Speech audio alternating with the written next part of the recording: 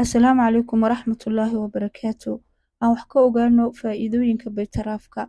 Sida ay sheegayaan culimada cilmul qidaaga, baaritaano fara badan iyo daraasado lagu sameeyey baytaraafka waxa ay ku sheegeen in uu baytaraafku leeyahay faa'iido fara badan oo caafimaad. Faa'iidooyinka caafimaad ee uu baytaraafku leeyahay waxaa ka mid ah in uu hoos u dhigo dakhli damka ama dhiig karka ama dhiig kaca. Waxa uu ka hortagaa khatarta ka iman karta cudurrada ku dhaca qalbiga ama wadnaha. Waxa uu tacsiisiyaa ama uu awood siiyaa unugyada difaaca jirka. Sidoo kale waxa uu wanaajiyaa shaqada beerka iyo weliba shaqada maskaxda.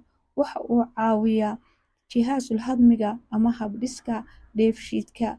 Waxaa lagu daaweeyaa baytaraafka faqri damka ama anemiyada dhiig la'aanta. Waxaa ku jirta baytaraafka nisbo sare oo